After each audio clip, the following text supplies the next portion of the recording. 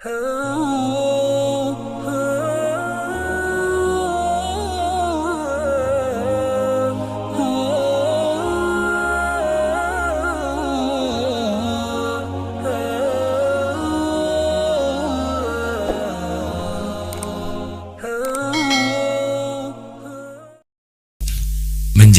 tua, bertambah tua itu kepastian, tidak bisa tidak.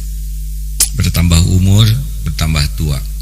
Tetapi menjadi berperilaku dewasa, nah ini beda lagi kapling. Ada tua, ada dewasa, ini beda kaplingnya. Seperti memaafkan dan melupakan, ini juga beda kapling. Kalau orang minta maaf, kita maafkan, bisa cepat.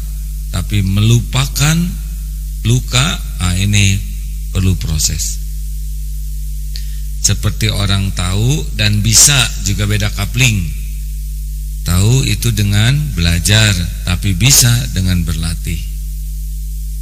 Jelaskah hadirin sekalian? Jadi tidak identik orang yang belajar itu langsung bisa, tidak. Seperti orang yang menghafal Quran dan yang mengamalkan Quran, ini kaplingnya beda. Menghafal itu dengan terus-menerus belajar, diulang-ulang bisa hafal. Tetapi berperilaku sesuai dengan Al-Quran, ini kaplingnya mujahadah lainnya.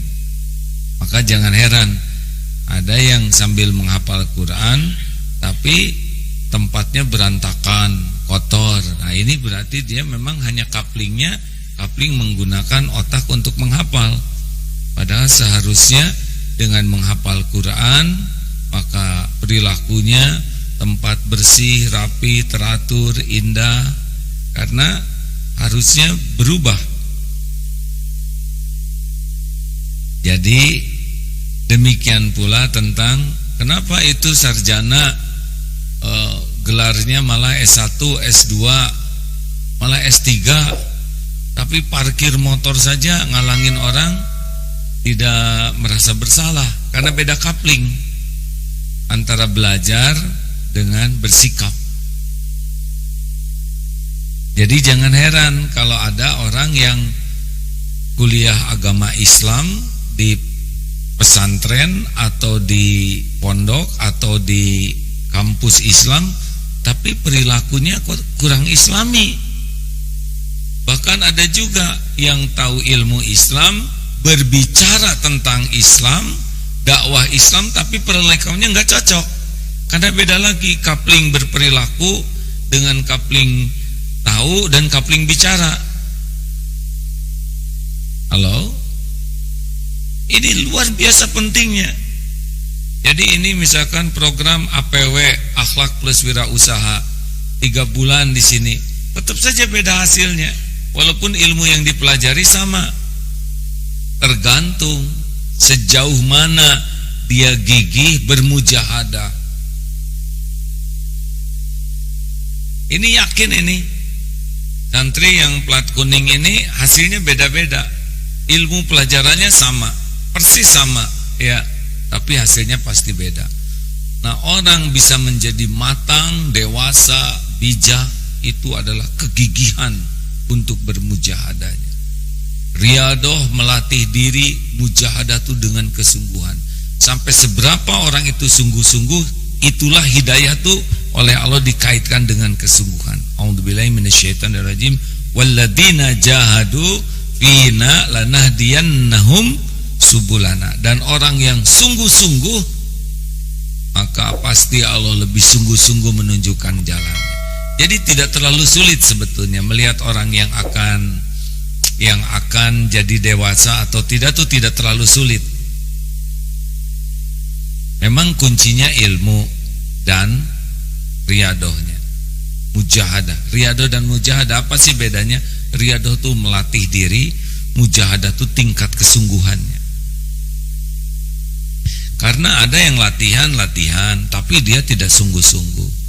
Kita lihat yang latihan bela diri juga banyak, atau latihan berkuda banyak. Latihan hampir semua santri harus latihan berkuda. Tapi yang sungguh-sungguh lah yang jadi mahir berkuda. Alhamdulillah, ini salah satu santri diuji oleh Allah jadi juara kedua berkuda dan memanah tingkat internasional di Temboro. Apakah tiba-tiba? Tidak. Saya tahu ini ilham ini seperti apa. Kamarnya aja di sebelah kandang kuda. Jadi kandang kuda dulu disuruh 3, yang satu lagi ini kenapa ini ada TV-nya? Itu kandang saya katanya. Habis beres-beres di masjid ke kandang, ngurus kuda, berkuda, sayang kuda.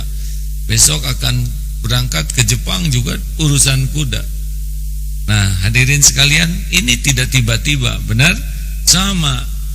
Orang bisa menjadi bijaksana, matang, dewasa itu tidak cukup dengan pesantren, belajar pesantren, tidak cukup dengan hafal Quran, sangat tidak cukup ya. Walaupun tentu membaca Quran itu banyak keutamaan, beda dengan membaca buku yang lain.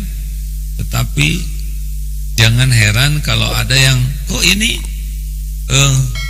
sudah hafal 5 juz tapi pacaran, karena beda coupling, ya enggak? Menghafal di sini, menahan nafsu di situ. Halo? Nah, jadi akhwat nanti kalau mau nikah jangan dulu tertarik kepada ini lulusan pesantren Darut Tauhid, tunggu dulu ya. Di sininya ngapain aja? Tidak identik. Mau pesantren 10 tahun juga tidak identik. Tergantung tingkat riadohnya, kegigihan untuk melatih diri, bermujahadah menempa diri. Sama penceramah juga, ceramah mudah hadirin, baca, dilatih, bicara. Tapi ini beda coupling, bicara dengan berbuat. Menjelaskan ilmu sholat dengan sholat itu beda couplingnya. Nah, kenapa orang susah dewasa? Tidak jauh dan tidak bukan, orang itu tambah tua tapi tidak dewasa.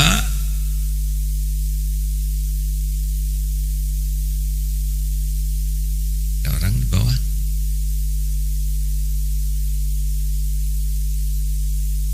Ya maaf ya, agak peka nih kalau lagi ceramah ada yang ribut tuh sedikit.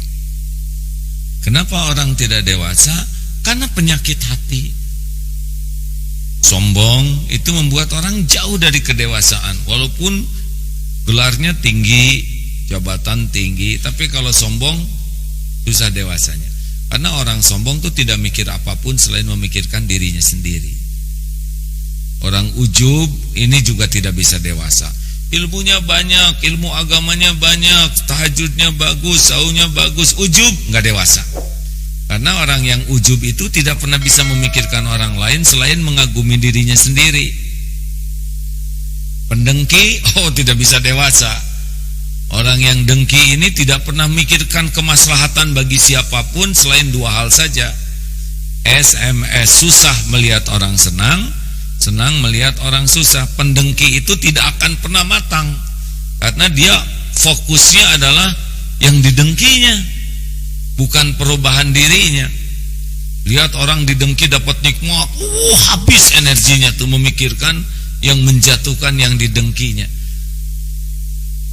Jadi dia tidak pernah punya waktu untuk menilai siapa dirinya, memperbaiki dirinya.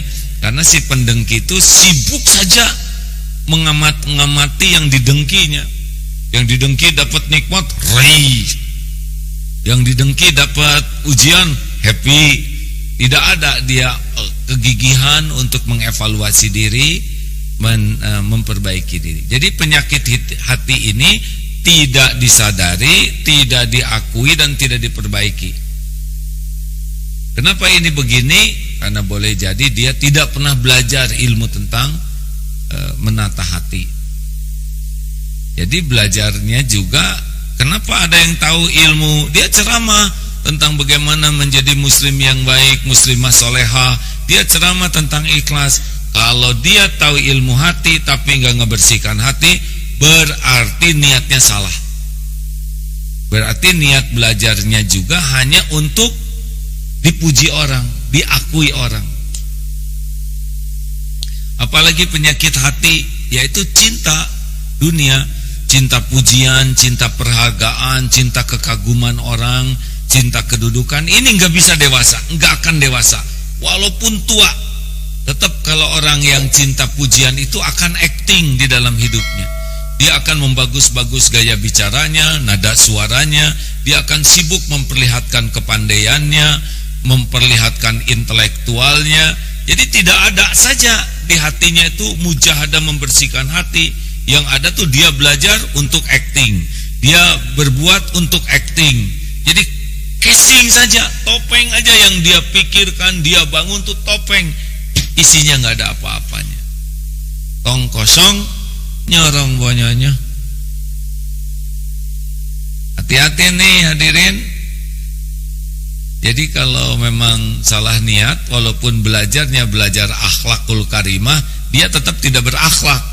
Karena dia belajar tentang akhlak itu untuk memamerkan keilmuannya, memamerkan pengetahuannya, dan dia dakwah tentang akhlak juga tidak memikirkan dirinya berakhlak baik atau orang berakhlak baik.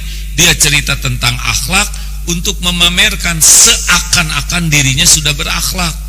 Sing ikhlas. Nah, di hatinya tuh bukan ngarap-ngarap dirinya ikhlas, orang lain ikhlas, enggak, tapi ingin diketahui oleh yang dengar bahwa dirinya ikhlas. Kita itu harus tahajud. Nah, tidak kepikir dia tahajudnya bagus, enggak. Dan dia juga jarang tahajud. Dan juga tidak mikir orang lain jadi tahajudnya bagus. Yang penting bagi orang yang acting itu adalah diakui dia tahu ilmu tahajud dan nebeng supaya dia juga diakui ahli tahajud. Kebayang tidak tipu-tipu seperti ini kan? Itu bisa pakai sorban, bisa pakai kerudung syar'i yang tipu-tipuan gini tuh. Enggak ada kedewasaan walaupun sudah tua. Makanya kalau orang sudah cinta pujian, cinta penghargaan, cinta kekaguman orang, cinta imbalan dari orang, cinta kedudukan, pokoknya duniawi, udah lewat itu kedewasaannya tuh. Nanti kalaupun jadi pejabat acting saja, nggak ada kematangan sama sekali. Dia akan ya dangkalah begitu. Pencitraan dibuat supaya orang terkagum-kagum, terkesan. Terus kalau orang kagum apa? Ada yang membulak-balik hati mah Allah. Apalagi yang membuat orang menjadi tidak dewasa, yaitu diperbudak nafsu, syahwat, amarah. Lihatlah pada pemarah tuh ya, sangat tidak dewasa. Pakai dong otaknya. Mana ada orang nggak pakai otak, betul? Di mana mata kamu? Coba itu.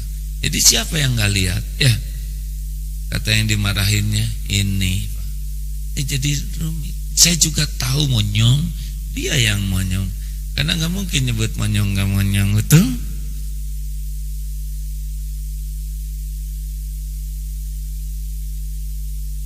Kemudian ada dapat kiriman ini. Sudah dengar belum tentang kedatangan David Beckham? Siapa coba David Beckham? Pesepak bola ya. Ini cuman cerita betapa orang tuh perlu kebijaksanaan. Dan orang tuh beda-beda. Tolong bikinkan poster. Kita akan kedatangan David Beckham. Petugasnya saya baca saja dan lucu ini. Akhirnya dibuatkan spanduk. Coba lihat, sudah buat, sudah cep, sudah. Selamat datang David Beckham. Hah? Ini kurang H. Oh, maaf Pak, saya tidak tahu. Kurang mengerti kalau harus pakai H. Buat lagi besoknya. Mana coba lihat. Selamat datang H. Beckham. Wih, hanya tuh disimpan sesudah K. Oh, waduh, maaf pisan Pak. Besoknya sudah saya pasang Pak. Mana? Jangan salah lagi, awas ya pas dilihat. Selamat datang K. H. Beckham. Begitulah kalau suka mengundang penceramah hadirin. Nyambung gak ya ini hadirin? Biasanya kan Kiai Haji Zainuddin MZ yang Sekarang suruh Beckham jadi KH David Beckham. Ya sudahlah, cocok-cocokan saja ini. Nah hadirin sekalian, tuh kalau udah gini seger ya. Dasar memang tingkatan kita baru tingkatan lucu. Jadi sahabatku sekalian, jangan merasa aman dengan tahu ilmu. Tahu ilmu salah niat nggak akan berubah diri kita. Makanya pesantren di sini teh mau apa? Harusnya cuma satu niatnya, mau belajar supaya saya bisa jadi orang yang dicintai Allah. Titik. Perkara gelar, hafiz, hafizol, kemudian perkara rezeki, jodoh itu mengikut nanti. Kalau udah dicintai Allah mah beres. Wah saya mau pesantren supaya urusan saya beres. Salah. Supaya disukai Allah. Saya mau menghafal Quran supaya hafiz, kemudian saya dapat beasiswa, nanti saya jadi gampang jodoh. Itu mah bonus. Kenapa kamu ngapalin Quran? Supaya setiap huruf membuat saya semakin dekat dengan Allah. Enak kan? Jadi mau diulang-ulang, wah saya mah susah hafal, gak apa-apa. Dan niatnya juga setiap bacaan ingin mendekat ke Allah. Temen ada yang cepat hafal, kita susah hafal, diulang aja terus. Dan setiap huruf 10 kebaikan. Betul? Kalau niatnya untuk mendekat kepada Allah, tidak akan capek mengulang berapapun juga. Tapi kalau niatnya hanya hafal ingin dipuji orang, jengkel. Kita sudah berubah. Ada seorang ibu-ibu dulu pesantren, dipesantrenkan oleh suaminya di sini. Saya sudah 2 minggu di sini. Saya sudah bertobat, saya sudah berubah. Tapi suami saya tetap tidak menghargai perubahan saya. Berarti memang kesini bukan cari ampunan Allah, keridhaan Allah, tapi cari perubahan suami. Lah suaminya oleh Allah dibalikin aja, hatinya tetap enek ya. Makanya nyari apa nih? Ini kuncinya. Kalau salah dari awal niatnya, itu jalurnya beda. Kalau jalur ke Allah ada jalur ke selain Allah. Orang sulit berubah walaupun dia tahu ilmu hati, walaupun dia tahu ilmu agama, kalau salah niat. Jadi saran mah, luruskan niat dalam segala hal tuh. Saya niat melakukan ini supaya Allah suka, supaya Allah ridho kepada saya, supaya saya disayang oleh Allah. Selesai, sudah cukup. Perkara yang lain-lain jadi suka atau jadi dapat rezeki, dapat jodoh, lalu itu ngikut ya. Halo, jelas tidak nih? Jadi adik-adik, saya ingin jadi pengusaha. Iya. Buat apa jadi pengusaha kalau nggak diridhoin Allah? Benar? Tapi saya ingin kuliah, bagus, tenang ya. Tapi mau ngapain kuliah kalau tidak diridhoi oleh Allah? Betulkah? Nih ya, salah satu bahayanya. Dulu kami seorang yang biasa-biasa, lalu kami jual ini, kemudian sekarang jadi pengusaha besar. Tunggu dulu, gak boleh ujub hadirin. Ini mah karena memang Allah aja ngasih garis itu. Jadi bukan karena kerja keras kita. Kerja keras itu amal soleh. Kalau kerja keras pasti kaya. Tukang batu paling kaya ya. Itu kerja keras betul tuh, ngegeprekin batu tuh. Ngangkat batu, nyungkil batu, geprek. Wah, tapi kalau kita harus pintar. Kalau pintar kaya berarti profesor atau paling kaya sedunia yang jadi. Enggak juga, betul? Kita harus terkenal. Enggak juga, yang terkenal bunuh diri itu banyak. Kita harus punya jabatan tinggi. Mau ngapain kalau enggak diridhoi Allah mah ya. Dan itu mau udah ada garisnya masing-masing. Saya ingin jadi ulama besar. Tunggu dulu, mau apa? Supaya saya terkenal. Nah berarti dunia juga ya. Kalau saya sarankan mah kita sederhanakan aja, supaya kita disayang Allah. Cukup. Perkara istri belum sayang, belum punya istrinya kan ya. Mangap ya. Lebih simpel kan? Nah Allah Allah Subhanahu wa ta'ala tuh maha baik. Selama ini aja kita error disayangin, betul? Apalagi kita beneran, betul kah? Allah itu memiliki segalanya. Coba cari kasih sayang orang, gak punya apa-apa, tapi kasih sayang Allah pemilik segalanya. Allah itu penentu segalanya. Coba cari kasih sayang makhluk, walaupun dia ingin, kalau gak ada ketentuan Allah gak terjadi, betul kan? Tapi kalau kita disayang Allah, lihat orang tua sayang anak habis-habisan, padahal kasih sayangnya tidak seberapa, kemampuannya juga tidak seberapa. Lihat majikan sayang kepada pembantunya, diumrohkan, dihajikan, dibikinin, dibeliin sawah. Itu manusia yang sangat terbatas kasih sayang. Gimana kalau Allah penguasa langit dan bumi sayang kepada kita? Betul? Nah, kalau udah tujuannya ke Allah sana, cari ilmu, mujahadah. Supaya apa? Supaya disayang Allah. Jadi pedagang disayang Allah. Jadi suami disayang Allah. Jadi istri disayang Allah. Jadi anak yang disayang Allah. Jadi pemimpin yang disayang Allah. Itu tujuannya. Perkara nanti umat, jamaah, rakyat jadi sayang ke kita, ya itu kan Allah yang ngebulak-balik hati, bukan tujuan. Perkara istri jadi lafar atau itu jadi sayang, jadi cinta, itu mah Allah yang ngebulak-balik hati, bukan tujuan kita. Perkara nanti dagang, para pembeli jadi banyak, itu mah Allah yang ngegerakin. Pokoknya melempeng. Nah, cari ilmunya, mujahadah terus. Mujahadahnya juga bukan demi dunia, demi supaya kita disukai Allah. Karena selain Allah itu ada dalam kekuasaan Allah, tinggal dibulak-balik aja. Ayo, apa yang bukan milik Allah? Apa yang tidak dalam kekuasaan Allah? Lillahi ma fis samawati wa ma fil ardh. Ini penting sahabatku sekalian. Kalau kita ingin dewasa, cari ilmunya harus lurus, mengamalkan ilmunya juga harus niatnya karena Allah. Dunia ngikut nanti. Ya dunia ukhdu miman qadamani. Hei dunia, ladeni, layani, berkhidmat kepada orang yang hanya hidupnya kepada Allah. Wastaqdi miman qadamak. Perbudak orang yang cinta duniawi. Makanya maaf, walaupun sekolah, kuliah, walaupun banyak dakwah, walaupun banyak amal, kalau bukan Allah tujuannya, enggak bisa matang dan dewasa. Wallahu a'lam. Terima kasih sahabat-sahabat sekalian. Mudah-mudahan ada hikmahnya. Sudah harus berangkat lagi ke Jakarta. Jadi hikmah pesawat rusak begini. Harusnya duhur kemarin ada di Masjid Cipaku, naik pesawat jam 9.20, 25. Tahu-tahu pesawatnya rusak. Ini udah yang kedua kalinya nih.